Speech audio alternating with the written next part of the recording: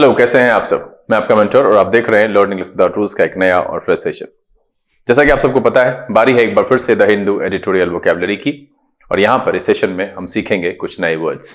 तो चलिए सेशन की शुरुआत करते हैं, लेकिन उससे पहले जो लोग इस चैनल पर नए हैं और वैसे पुराने लोग जिन्होंने अब तक चैनल को सब्सक्राइब नहीं किया है, प्लीज सब्सक्राइब कर लीजिए। बेल आइकन प्रेस करके नोटिफिकेशन कॉल पर रखना नहीं भूलिएगा, ताकि यहाँ से जो वीडियो अपलोड हो उसकी सूचना आपको मिले और कोई भी सेशन मिस ना हो।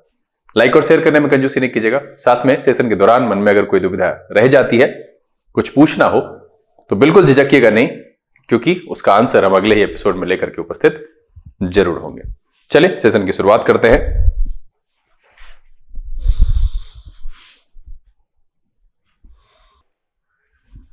लर्न इंग्लिश विदाउट रूल्स के सेशन में एक बार फिर से आप सबका तहे दिल से स्वागत है। उम्मीद है आप सब तैयार हैं। तो चलिए फटाफट सेशन की शुरुआत करते हैं। शुरू करेंगे वहीं से, वर्ड ऑफ द डे से। लेकिन उससे पहले एक बच्चे का सवाल है, और सवाल है,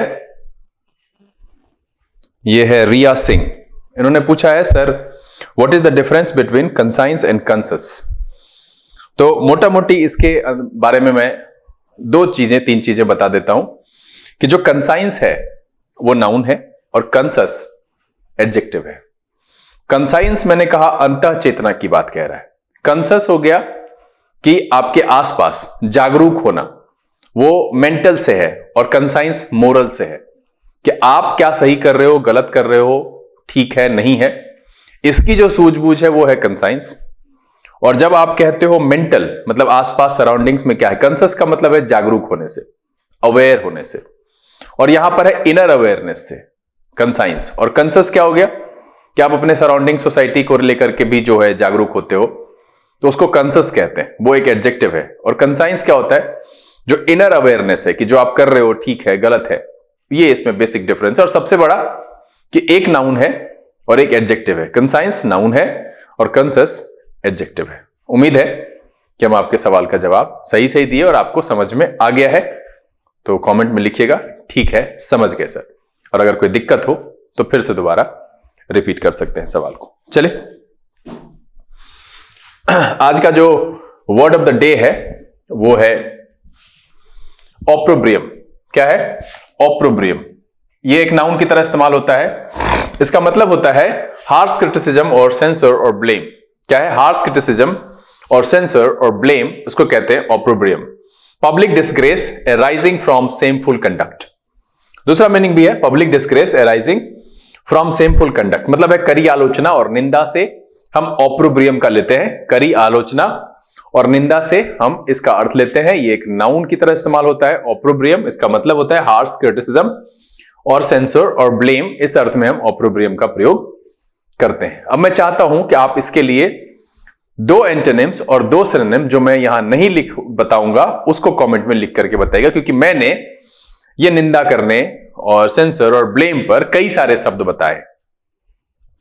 तो मैं चाहता हूं कि आप उसको लिख करके बताइए कि कौन कौन सा दो एंटोनिम और सिनोनिम इसके लिए रखा जा सकता है। चलिए सिनोनिम की बात करेंगे, रिब्यूक, सेंसर एंड डिसग्रेस। क्या हो जाएगा? Rebuke, sensor and disgrace.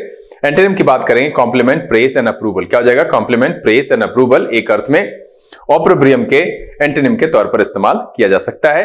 आज जो मैंने यहां पर वर्ड ऑफ द डे के तौर पर रखा है वो है ऑप्रोब्रियम। इसका मतलब होता है हार्श क्रिटिसिज्म और सेंसर और ब्लेम, या फिर public disgrace arising from shameful conduct. Example देख लेते हैं। The government did not deserve the ऑप्रोब्रियम heaped on it by the national press। क्या है? The government did not deserve the opprobrium heaped on it by the national press। यहां पर जो opprobrium है एक बहुत अच्छा शब्द है, नया है, आप इसको यूज कर सकते हो और यूज करके ही इसको आप अपने पास बचा करके रख सकते हो। देखो बहुत सारे बच्चे क्या करते हैं कि वो सिर्फ हिंदी लिख लेते हैं। तो मैं आपसे बस एक ही चीज मैंने दिन में उस बच्चे से भी पूछा, मैं अभी सबसे पूछ रहा हूं कि अगर मान लो आपको हिंदी अच्छी करनी है तो आप क्या करोगे? हिंदी शब्द को भोजपुरी में समझोगे, उसकी मीनिंग भोजपुरी में लिख करके याद कर लोगे। मैं जो यहां पर ये इंग्लिश लिखता हूं ना, इसको समझने की कोशिश करो कि ऑप्रोब्रियम का कहानी क्या है, ये किस तरह के अर्थ की तरफ जो है झुकता है, इसका सेंस क्या आ रहा है। और उस सेंस से जुड़े हुए दो तीन वर्ड अपने दिमाग में रखो जो कि आपके, जिसके साथ आप फेमिलियर हो, जिसके साथ आप फ्रेंडली हो, और उसको याद रखो। जैसे कि इसमें मैंने लिखा है डिसग्रेस, ये कॉमन वर्ड है। यहां पर मैंने लिखा है ब्लेम, ये कॉमन वर्ड है, तो उसको आप ऑप्रोब्रियम से याद रख सकते हो, ऑप्रोब्रियम को ब्लेम से याद रख सकते हो, हार्श क्रिटिसिज्म से याद रख सकते हो। तो इस अर्थ से याद रखने पर जब आप इसको लिखोगे या एग्जाम में कहीं पूछेगा तो आप आंसर कर पाओगे। लेकिन जब हिंदी याद करोगे ना तो एग्जैक्ट एग्जामिनेशन के टाइम पर एंटोनिम सिनोनिम्स में तो नहीं ही आने वाला है और वहां फंस जाओगे, आता हुआ सवाल का जवाब भी नहीं दे पाओगे। तो हिंदी लिखो, मैं मना नहीं कर रहा हूं, बट इंग्लिश भी लिखो और उसको पढ़ करके, संदर्भ को समझ करके उस शब्द को सेंस करने की कोशिश करो, तभी ये रहेगा। और मैंने पहले भी कहा है कि 15 में 15 रहे जरूरी नहीं है, 10 भी अगर रह रहा है तो मैक्सिमम बहुत बढ़िया है, कुल लाभ टोटल 10 का हो, बहुत अच्छा है। चलिए सेशन में पहला वर्ड वो है ऑन द वर्ज ऑफ, और ये ईडियम है ऑन द वर्ज ऑफ। कहता है if you are on the verge of something, come to the verge of something, you are very close to experiencing it. मतलब है कि दो तरीके से लिखते हैं, on the verge of something या come to the verge of something, दो तरीके से लिखा जाता है। तो इसका मतलब है कि आप उसको बहुत जल्द अनुभव करने वाले हो, वेरी नियर टू डूइंग और एक्सपीरियंसिंग समथिंग, किसी चीज को करने के बहुत करीब होना, इस अर्थ में हम ऑन द वर्ज, या किसी चीज के होने के बहुत करीब होना, इस अर्थ में ऑन द वर्ज का प्रयोग किया जाता है। मतलब है के करीब या के कगार पर, इस अर्थ में ऑन द वर्ज का प्रयोग करते हैं। सिनोनिम की बात करें ऑलमोस्ट, नियरली, अबाउट, क्या हो जाएगा? ऑलमोस्ट, नियरली, अबाउट, एक अर्थ में ऑन द वर्ज ऑफ के सिनोनिम के तौर पर इस्तेमाल करेंगे एग्जैक्टली, सर्टेनली एंड डेफिनेटली। अब देखिए यहां पर है नजदीक है, के कगार पर है, करीब करीब है, हो ना हो नहीं पता।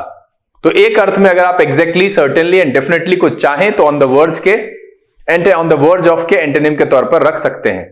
तो यहां पर इस सेशन का जो पहला शब्द है वो है ऑन द वर्ज ऑफ, और इसका मतलब है कि you are very close to experiencing it. अगर आप किसी चीज के ऑन द वर्ज ऑफ कहते हैं कि if you are on the verge of something और come to the verge of something, इसका मतलब है you are very close to experiencing it और वेरी नियर टू डूइंग और एक्सपीरियंसिंग समथिंग, इस अर्थ में ऑन द वर्ज ऑफ का प्रयोग करते हैं। सिनोनिम की बात करें ऑलमोस्ट, नियरली एंड अबाउट, क्या हो जाएगा? ऑलमोस्ट, नियरली एंड अबाउट, एक अर्थ में ऑन द वर्ज ऑफ के सिनोनिम के तौर पर प्रयोग करेंगे। एंटोनिम की बात करें exactly, certainly and definitely. Example देख लेते हैं। कह रहा he was on the verge of saying something but stopped and सुक हिज हेड। क्या है? He was on the verge of saying something but stopped and सुक हिज हेड। चले अगला जो शब्द है वो है फीट। फीट नाउन की तरह प्रयोग होता है, इसका मतलब होता है something you do that shows great strength, skill और करेज। मतलब है आप जो कर रहे हो वो क्या दिखाता है? ग्रेट स्ट्रेंथ, स्किल और करेज। क्या है? Something you do that shows great strength, skill और करेज। मतलब है शक्ति और कुशलता या साहस से पूर्ण कार्य या उल्लेखनीय उपलब्धि, इस अर्थ में हम फीट का प्रयोग करते हैं। Something you do that shows great strength, skill और करेज, ये इस पेज पर आने वाला दूसरा शब्द है। फीट का मतलब होता है something you do that shows great strength, skill और करेज, इस अर्थ में हम फीट का प्रयोग करते हैं। सिनोनिम की बात करें अचीवमेंट, अटेनमेंट एंड एंटरप्राइज, क्या हो जाएगा? अचीवमेंट, अटेनमेंट एंड एंटरप्राइज, एक अर्थ में फीट के सिनोनिम के तौर पर इस्तेमाल कर सकते हैं। एंटोनिम की बात करें आइडलनेस, इनएक्शन एंड इनएक्टिविटी, क्या है? आइडलनेस, इनएक्शन और इनएक्टिविटी, एक अर्थ में फीट के एंटोनिम के तौर पर हम इस्तेमाल कर सकते हैं। फीट मतलब होता है something you do that shows great strength, skill और करेज। मतलब है कि आप कुछ भी करते हो जो दिखाता है, प्रदर्शित करता है क्या? ग्रेट स्ट्रेंथ को, स्किल को, करेज को, इस अर्थ में हम फीट का प्रयोग करते हैं। मतलब होता है उल्लेखनीय कार्य या उपलब्धि, है ना, शक्ति और कुशलता और साहस से भरा हुआ जो काम होता है, इस अर्थ में हम फीट का प्रयोग करते हैं। एग्जाम्पल देख लेते हैं। That new bridge is a remarkable feet of engineering, क्या है? That new bridge is a remarkable feet of engineering, क्या है? रिमार्केबल फीट है इंजीनियरिंग का। That new bridge is a remarkable feet of engineering. चलिए अगला जो शब्द है वो है ट्रूस। ट्रूस नाउन की तरह प्रयोग होता है और इसका मतलब होता है an agreement to stop fighting और वॉर और argument for a period of time. मतलब है कुछ देर के लिए, जो अस्थायी युद्ध विराम कह सकते हैं, झगड़ा, आर्ग्यूमेंट, कोई फाइट, वॉर या आर्ग्यूमेंट को विराम दे कुछ देर के लिए, उसके लिए हम यूज करते हैं ट्रूस का। An agreement to stop fighting और वॉर और argument for a period of time, इस अर्थ में यूज करते हैं ट्रूस का। युद्ध, अस्थायी युद्ध विराम, मैंने पहले यहां पर कहा। सिनोनिम की बात करें cease fire, armistice and peace, क्या हो जाएगा? Cease fire, armistice and peace. और एंटोनिम की बात करें वॉर, हॉस्टिलिटीज एंड कॉन्फ्लिक्ट, क्या हो जाएगा? वॉर, हॉस्टिलिटीज एंड कॉन्फ्लिक्ट, एक अर्थ में ट्रूस के एंटोनिम के तौर पर प्रयोग किया जा सकता है। ट्रूस इस पेज पर आने वाला पहला शब्द है, इसका मतलब होता है an arrangement to stop fighting और वॉर और argument for a period of time. मतलब है अस्थायी युद्ध विराम, सिनोनिम है cease fire, armistice and peace. Antonym है वॉर, हॉस्टिलिटीज एंड कॉन्फ्लिक्ट। चलिए फटाफट एग्जांपल देख लेते हैं। The fragile truce between the two sides is not expected to last long. क्या है? The fragile truce between the two sides is not expected to last long. इस page पर आने वाला पहला शब्द ट्रूस मतलब है an agreement to stop fighting और वॉर और argument for a period of time. अस्थायी युद्ध विराम के अर्थ में हम ट्रूस का प्रयोग करते हैं। चलिए अगला जो शब्द है वो है आउट प्ले। ये वर्ब की तरह प्रयोग होता है। इसका मतलब होता है to play much better than somebody you are competing against. क्या है? To play much better than somebody you are competing against मतलब है किसी काम को अन्य व्यक्ति से बेहतर करना या अन्य व्यक्ति से बेहतर बढ़कर होना।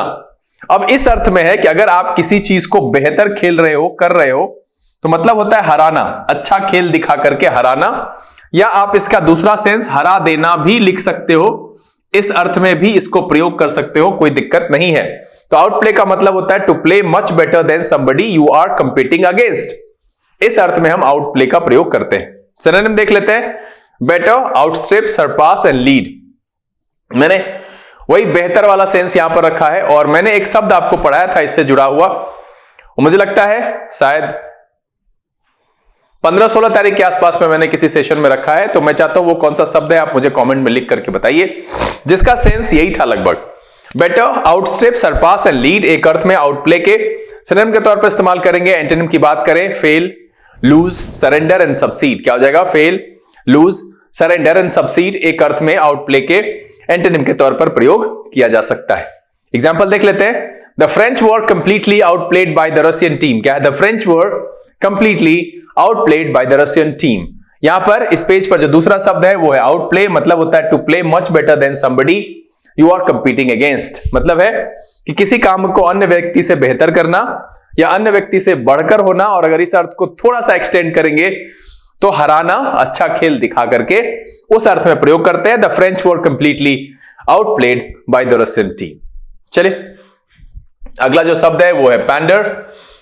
पैंडर नाउन और वर्ब की तरह प्रयोग होता है और इसका मतलब होता है ग्रेटिफाई और इंडल्ज एन इमोरल और डिस्टेस्टफुल डिजायर और टेस्ट और a person with such desire और टेस्ट। या एक गाली है पिंप। अब मैं इसका हिंदी नहीं बोलूंगा, आप समझ सकते हैं। जो गलत कामों में दलाली करता है अब उसके लिए गाली है, तो आप यहां पर पिंप शब्द का जो है अर्थ समझ सकते हैं।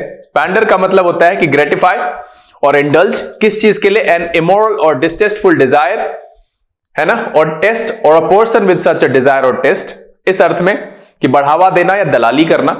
किसी की कोई भी मर्जी हो, गलत भावना हो, कुछ भी हो, उसको सह देना, सहायता करना, बढ़ावा देना और एक दलाली करना, इस अर्थ में हम पैंडर का प्रयोग करते हैं। सिनोनिम की बात करें तो इंडल्ज, ग्रेटिफाई एंड सेटिस्फाई।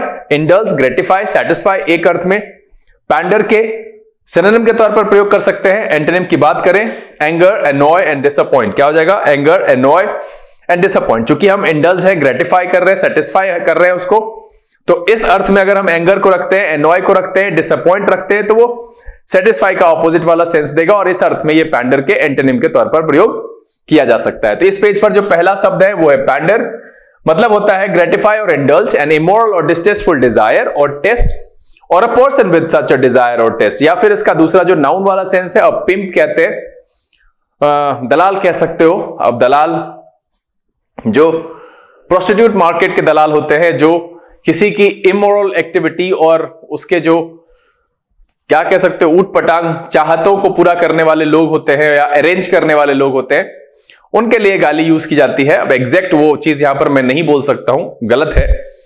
तो यहां सीधा सीधा है बढ़ावा देना या दलाली करना। सिनोनिम क्या है? Indulge, gratify and satisfy. Antonym है एंगर, एनॉय एंड डिसअपॉइंट। चलिए फटाफट एग्जांपल देख लेते हैं। It is not good the way she panders to his every whim. क्या है?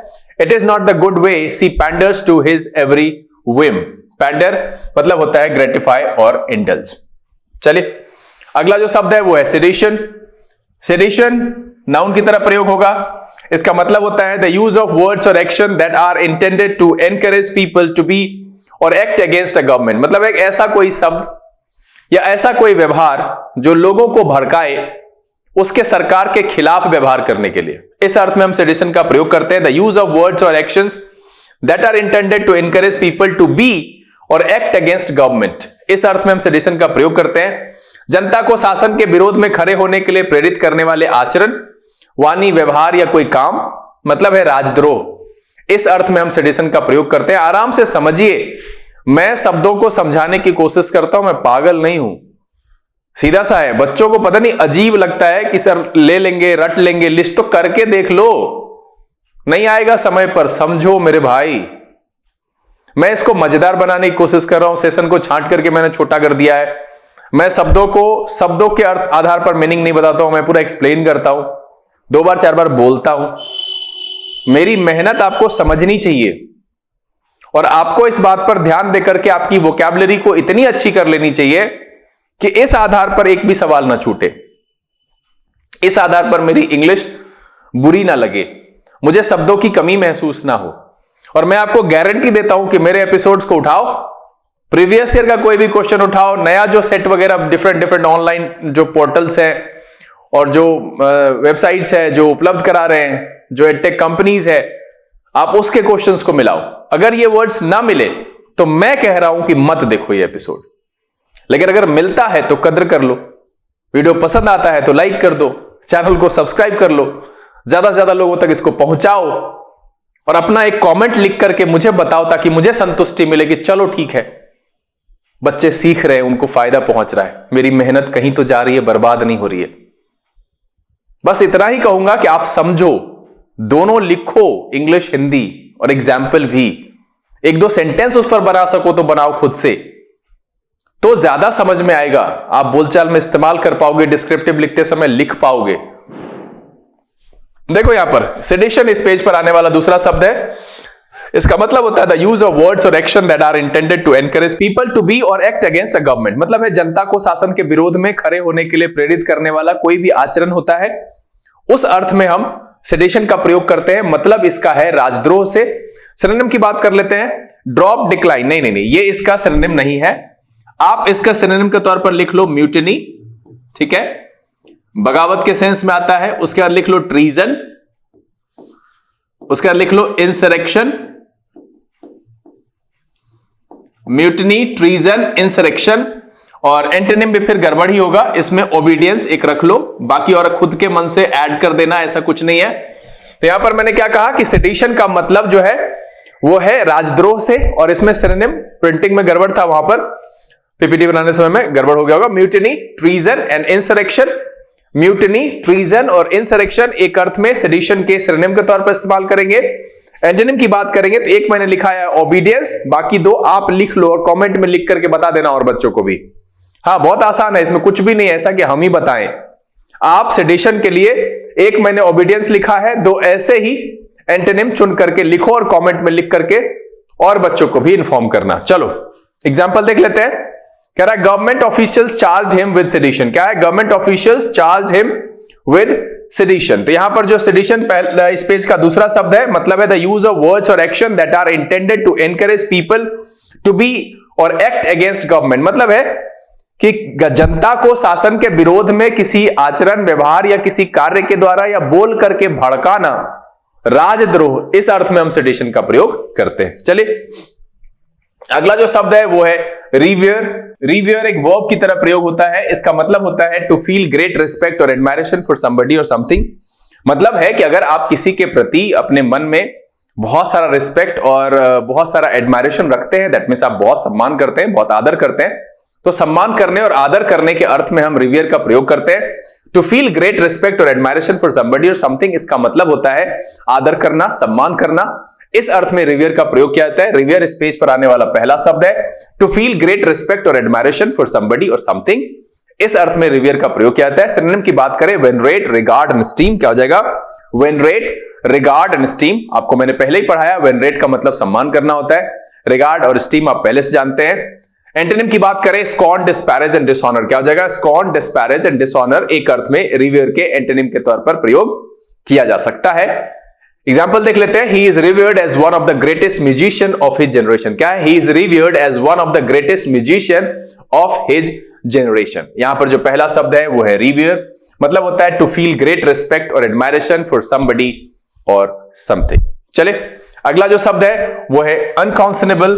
अनकॉन्सनेबल एडजेक्टिव की तरह प्रयोग होता है और इसका मतलब होता है नॉट राइट और रीजनेबल। पहला मीनिंग तो यही है, नॉट राइट और रीजनेबल मतलब है जो कि रीजनेबल नहीं है, सही नहीं है, उस अर्थ में हम अनकॉन्सनेबल का प्रयोग करते हैं। दूसरा है अनरीजनेबली एक्सेसिव, हद से ज्यादा, अत्यंत, बहुत, इस अर्थ में प्रयोग किया जाता है अनकॉन्सनेबल का। नॉट राइट और रीजनेबल या फिर अनरीजनेबली एक्सेसिव, अविवेकपूर्ण पहला है, हद से ज्यादा, अत्यंत, बहुत या नितांत अनुचित, इस अर्थ में हम अनकॉन्सनेबल का प्रयोग करते हैं। ये एक एडजेक्टिव की तरह प्रयोग होता है।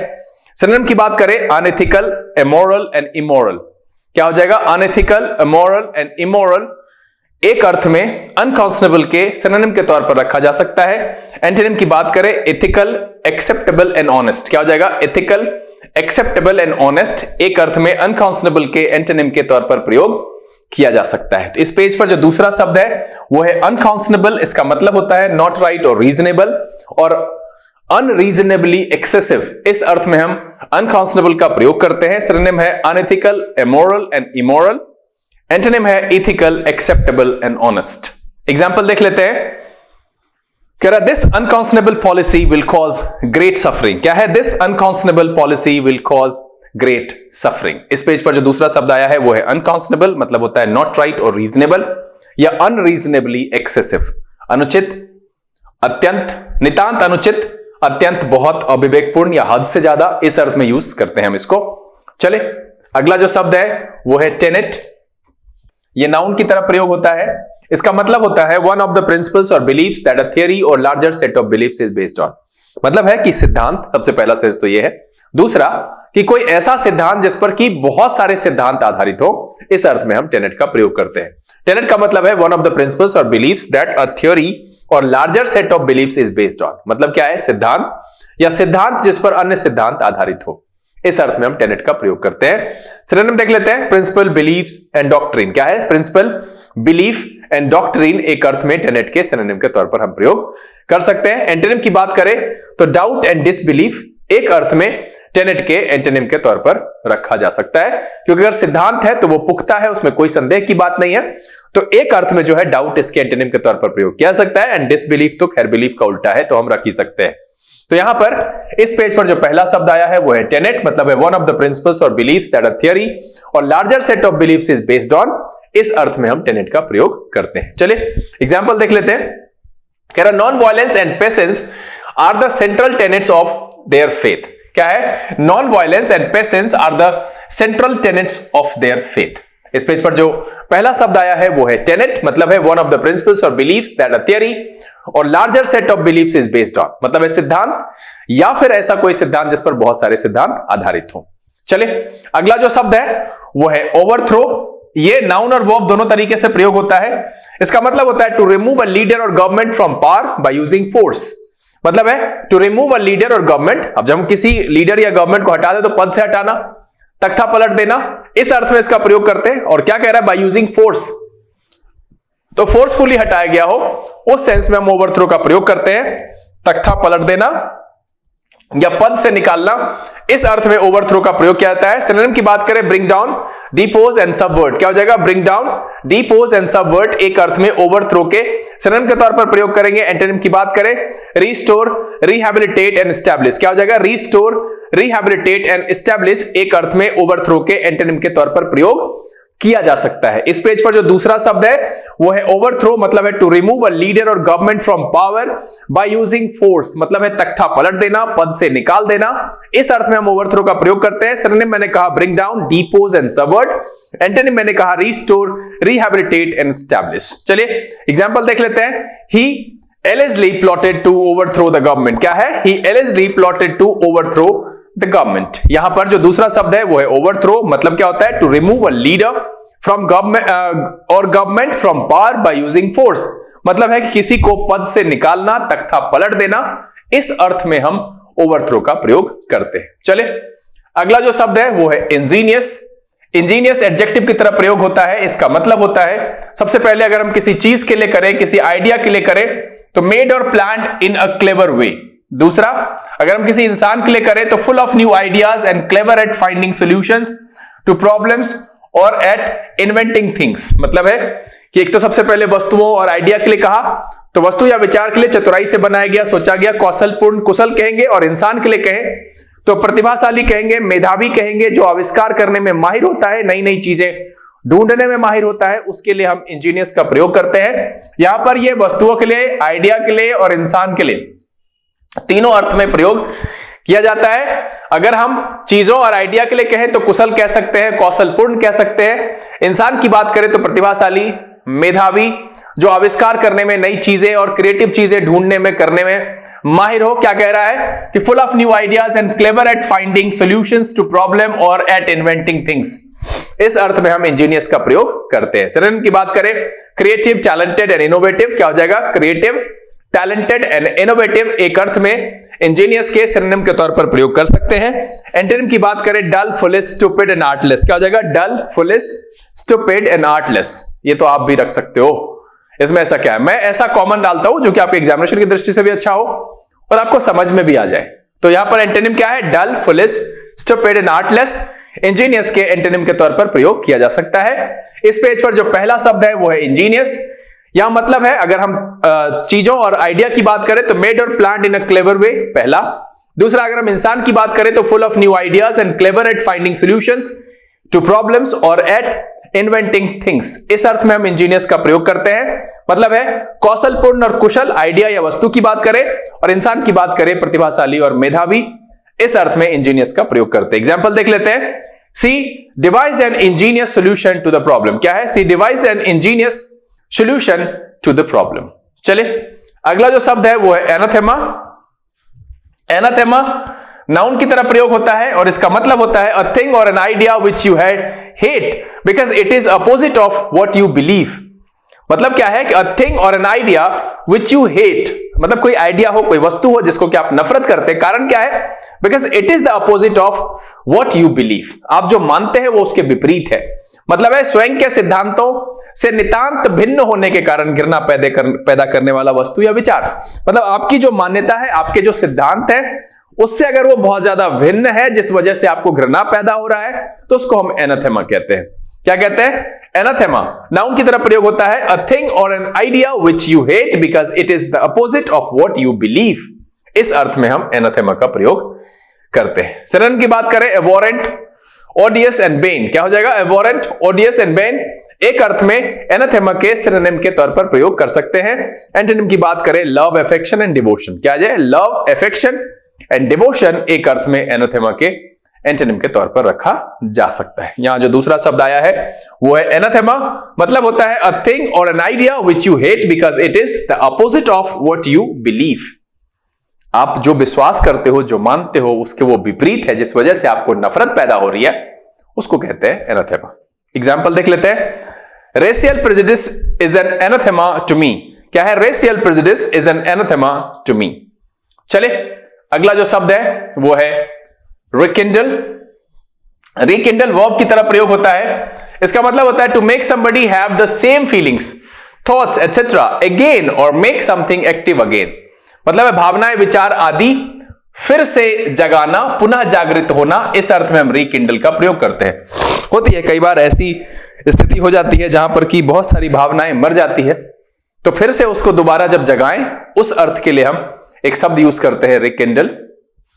To make somebody have the same feelings, thoughts etcetera again, और to make something active again, मतलब जो इनएक्टिव हो चुका है उसको फिर से एक्टिव करना, है ना? उसके लिए हम रिकिंडल शब्द का प्रयोग करते हैं। सिनोनिम की बात करें, रिवाइव, रिसरेक्ट एंड रिन्यू, क्या हो जाएगा? रिवाइव, रिसरेक्ट एंड रिन्यू एक अर्थ में रिकिंडल के सिनोनिम के तौर पर हम प्रयोग करेंगे। एंटोनिम की बात करें, suppress, extinguish and kill.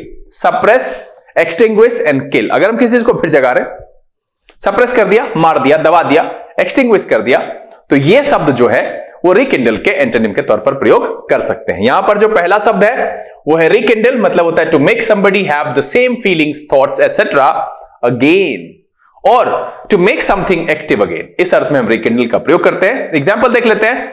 The holiday was the last chance to rekindle their love, क्या है? The holiday was the last chance to rekindle their love। चलिए अगला जो शब्द है वो है आफ्टरमैथ। ये आप सबने पढ़ा होगा, कई बार शायद मैंने ही चर्चा की है, शायद पिछले जो एंटोनिम सिनोनिम्स वाले वर्ड का जो स्पेशल सीरीज आ रहा था, जिसके 27 एपिसोड अभी भी चैनल पर है, तो आप उसको भी देख सकते हो, पढ़ सकते हो।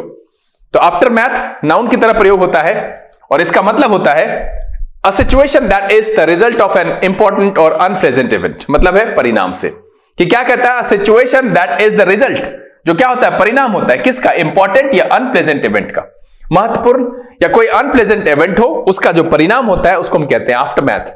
किसी महत्वपूर्ण या अप्रिय घटना का परिणाम, आफ्टर मैथ। किसी महत्वपूर्ण या अप्रिय घटना का जो परिणाम होता है उसको हम कहते हैं आफ्टर मैथ।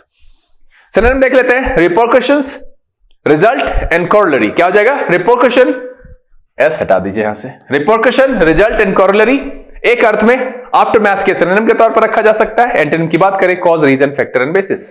चूंकि परिणाम है तो उसके लिए हम cause, reason, factor and basis को एक अर्थ में एंटोनिम के तौर पर रख सकते हैं। यहां पर इस पेज पर जो दूसरा शब्द है वो है after math. A situation that is the result of an important और अनप्लेजेंट इवेंट, मतलब है किसी महत्वपूर्ण या अप्रिय घटना का परिणाम। इस अर्थ में हम आफ्टर मैथ का प्रयोग करते हैं। सिनोनिम की बात करें, रिपरकशन, रिजल्ट, कॉरोलरी। एंटोनिम की बात करें, cause, reason, factor and basis. Example देख लेते हैं। How does a country cope with the aftermath of war. क्या है, how does a country cope with the aftermath of war. क्या है, how does a country cope with the aftermath of war. यहां पर जो दूसरा शब्द आया है वो है आफ्टरमैथ, मतलब होता है situation that is the result of an important और अनप्लेजेंट इवेंट। मतलब यह है किसी महत्वपूर्ण या अप्रिय घटना का परिणाम, यानी रिपरकशन। ठीक है, रिजल्ट, कॉरोलरी। चलिए, आज के सेशन का जो आखिरी शब्द है वो है गेट ऑफ, और ये एक फ्रेजल वर्ब है। इसके कई सारे अर्थ हैं, मैंने यहां पर 2-3 डाला है। पहला है एस्केप अ पनिशमेंट और बी एक्विटेड, इस अर्थ में इसको प्रयोग करते हैं। दूसरा है सेंड समथिंग बाय पोस्ट, इस अर्थ में प्रयोग करते हैं। तीसरा है to leave work with permission, usually at the end of the day, इस अर्थ में गेट ऑफ का प्रयोग करते हैं। Go to sleep specially after some difficulty, इस अर्थ में गेट ऑफ का प्रयोग करते हैं। मतलब है छोड़ना, भेजना, प्रस्थान करना, सुलाना, इस अर्थ में हम गेट ऑफ का प्रयोग करते हैं। क्या है, बी एक्विटल, मतलब acquitted. Escape a punishment, be acquitted, मतलब है कहीं किसी चीज से जो है पनिशमेंट से छुटकारा मिल जाए, है ना, पनिशमेंट से बच जाए, स्केप कर जाए, उस अर्थ में गेट ऑफ का प्रयोग करते हैं। सेंड समथिंग बाय पोस्ट, किसी चीज को पोस्ट से भेजने के अर्थ में हम गेट ऑफ का प्रयोग करते हैं। To leave work with permission, usually at the end of the day, मतलब काम से हम जो है परमिशन लेकर के चले जाए, यूजुअली जो है end of the day. To go to sleep specially after some difficulty, कठिनाई के बाद सो जाना, इस अर्थ में जो है काफी कठिनाई के बाद सोना, उस अर्थ में हम प्रयोग करते हैं। छोड़ना, भेजना, प्रस्थान करना और सुलाना, इस अर्थ में गेट ऑफ का प्रयोग किया जाता है। सिनोनिम की बात करें, एक्सोनरेट, विंडिकेट एंड एक्सकल्पेट। क्या हो जाएगा, एक्सोनरेट, विंडिकेट एंड एक्सकल्पेट। चूंकि यहां पर पहले वाले को मैंने रखा है ना, एक्सोनरेट, विंडिकेट एंड एक्सकल्पेट। और यहां पर जब एंटोनिम की बात करेंगे तो चार्ज, कन्विक्ट एंड इम्पीच। क्या हो जाएगा, चार्ज, कन्विक्ट एंड इम्पीच, एक अर्थ में गेट ऑफ के एंटोनिम के तौर पर प्रयोग किया जा सकता है। अब देखिएगा कि मैं पहले वाले के एंटोनिम सिनोनिम को यहां पर रखा हूं। सिनोनिम है exonerate, vindicate and exculpate, antonym है चार्ज, कन्विक्ट एंड इम्पीच।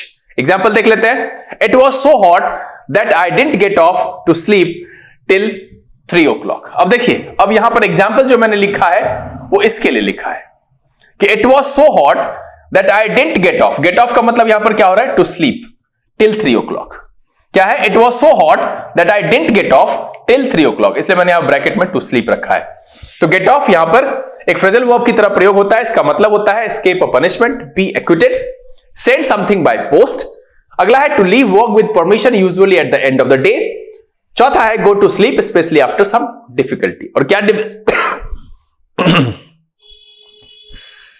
क्या डिफिकल्टी थी, तो बहुत ज्यादा गर्मी थी। It was so hot that I didn't get off to till 3 o'clock। क्या कह रहा है, it was so hot that I didn't get off till 3 o'clock।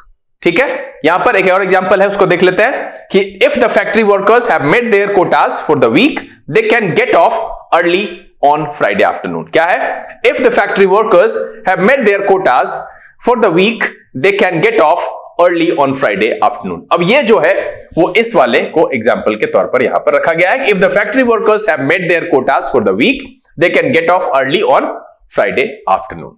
उम्मीद है कि आज के सेशन में जो कुल 15 और एक वर्ड ऑफ द डे यानी कि कुल 16 शब्द रखे गए, सबके सब आपके लिए नए थे और शायद 1-2 सुना हो। खैर, सब पढ़ करके अच्छा लगा, सबके अर्थ को आपने नोट डाउन कर लिया और ये सेशन फाइनली आपको पसंद आया। अगर ये वीडियो अच्छा लगा आप इसको लाइक कर दीजिए। अब तक चैनल सब्सक्राइब नहीं किया तो प्लीज सब्सक्राइब कर लीजिए।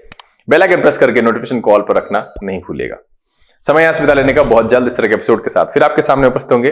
तब तक के लिए आप घर में रहिए, अपना और अपने परिवारजनों का ख्याल रखिए, खुश रहिए, मस्त रहिए, लेकिन पढ़ते लिखते जरूर रहिएगा। लर्निंग विदाउट रूल्स के सेशन से this is BK Singh signing off. Keep reading, keep practicing. Thank you, God bless you.